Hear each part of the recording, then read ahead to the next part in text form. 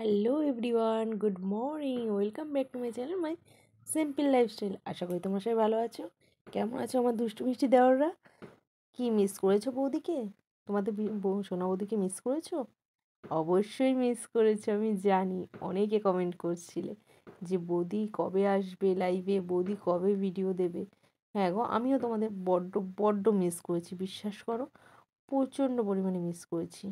কিন্তু প্রবলেম ছিল, সেটা হলো কি, ওই যে বললাম যে তোমাদের সঙ্গে শেয়ার করলাম গতকাল যে লাইভে আমি যে ছোটোখাটো একটা ব্যবসা স্টার্টিং করেছি। যদি তোমাদের ভালোবাসা, সাপোর্টে আর ঠাকুর বড়দের আশীর্বাদে যদি এগোতে পারি, অবশ্যই চেষ্টা করি আমি সবসময় নিজের পায়ে দাঁড়ানোর চেষ্টা করি। কারণ যাতে কারো কাছ থেকে 2 টাকা না, মানে সাহায্য না নিতে হয়, ওই জন্য নিজের মতন নিজের করার চেষ্টা করছি। জানি না কী হবে আদৌ। আগে যে চেষ্টা তো করি, কথাই তো আছে, হাত পা নাড়ো তারপরেই তো ঠাকুর বর দেবে, তাই না? তো সেরকম চেষ্টা করি। বাকিটা ভগবানের উপর আছে আর তোমাদের ভালোবাসা আশীর্বাদের উপর আছে। তো চলো, অনেক কথা বলে দিলাম, জ্ঞানের অনেক ভারবাত্তিক কথা বলেন, আমার না মাথা যন্ত্রণা করে, বিশ্বাস করো। হ্যাঁ, হয়তো বলবে যে বৌদি তুমি কি কচি? না, আমি কচি না।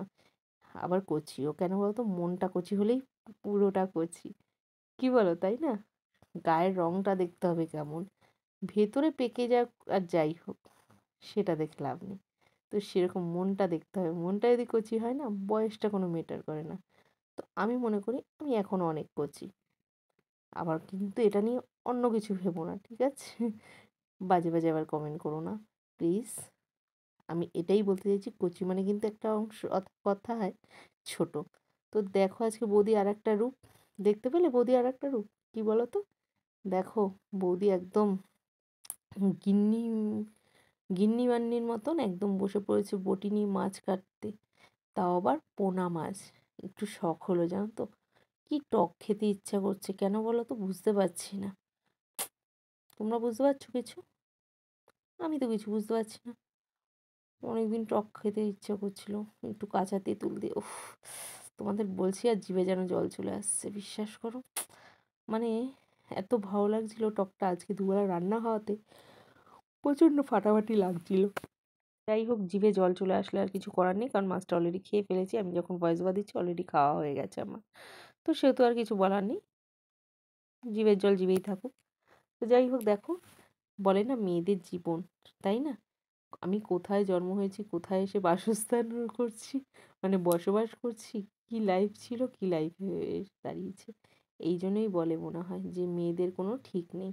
সত্যি কথা, কোনো দিন বিশ্বাস করো, কোনো দিন ভাবিনি যে এই বটি পায়ে নিয়ে মাছ কাটবো, মাছের আঁশ ছাড়াবো, যেটা কোনোদিন স্বপ্নে ভাবিনি। আর তোমরা আমার মুখটা দেখে বুঝতেই পারছো আমি যখন মাছটা কাটছি না আমার কেমন লাগছে শরীরটার মধ্যে। সত্যি বিশ্বাস করো, আমি মাছ কাটা, তোমরা হয়তো নতুন কোনো মানুষকে দেখছো কিনা আমি জানি না।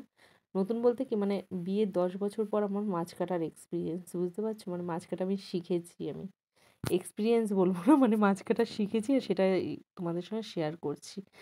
কারণ আমি মানে আমার এই বিয়ে হয়েছে 13 বছর, তার মধ্যে 10 বছর পর আস্তে আস্তে করে আমি আমার এখানে আসার পর থেকে আমার শ্বশুর, আমার বড় জা, আরও আশেপাশে কাকিমা, জায়েরা সবাই মিলে হেল্প করে আমাকে অনেকটা মাছ কাটা শিখিয়ে দিয়েছে। কী বলতো, কলকাতায় তো আমাদের মাছ কাটতে হয় না।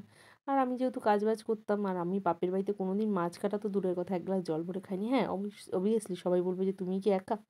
সবাই মেয়েরা, প্রত্যেকটা মেয়েরা বাপের বাড়ির আদরের থাকে। হ্যাঁ, অবশ্যই প্রত্যেকটা মেয়ে আদরের থাকে। হয়তো আমি আরেকটু বেশিই ছিলাম, এরকমও হতে পারে। তো আমার নিজের মনে হচ্ছে, এবার হতে পারে আমার থেকেও আরও বেশি অনেকের আদরে আছে। বাট আমার ঠাকুমা যে ছিল না, আমাকে একটা জল ধরতে দিত না। প্রচণ্ড আমি আলসেতে মানুষ হয়েছি। তো কোনোদিন ভাবিনি যে এইভাবে মাছ কাটবো, কি মাটি কোদাল দিয়ে মাটি কুপিয়ে গাছ লাগাবো, মানে এইভাবে মাটিতে বসে কোনো কাজ করব, উঠোন নিকাবো, এই সমস্ত কোনোদিন স্বপ্নে যেগুলো ভাবিনি সেগুলো আজকে আমাকে করতে হচ্ছে। এটাই বাস্তব, এটাই মেয়েদের জীবন। আমি নিজের জীবন দিয়ে আমি নিজেকেই বুঝতে পারছি। তো অনেক জ্ঞানের কথা বলে ফেলছি, কিন্তু কেউ কিন্তু বোরিং হয়ে যেও না বৌদির জ্ঞানের কথা শুনে। আরে বৌদি একটু রোমান্টিকও, একটু জ্ঞানীও, সব কিছু মিলেই বৌদি, ঠিক আছে? তো চলো, ভিডিওটা আজকে কেমন লাগলো বৌদি আর একটা রূপ দেখে? আর কার কার বউ আছো এরকম, যে 10 বছর 15 বছর পর মাছ কাটা শিখছে? তোমার দাদাভাইকে তোমরা সবসময় বলো না তোমার দাদাভাই খুব লাকি, এইবার বুঝতে পারলে তো কতটা লাকি যে 10 বছর ধরে মাছ কেটে, আর আমি মাছ কাটার ভয়ে যেন এখনও পর্যন্ত আমি ডিমটা বেশি ভালোবাসি, কারণ মাছটা কাটতে আমি একদমই পছন্দ করি না। তো যাই হোক, চলো, আজকের ভিডিওটা ভালো লেগে থাকলে অবশ্যই লাইক কমেন্ট শেয়ার, চ্যানেলটি সাবস্ক্রাইব করে যেও। Tata, bye bye.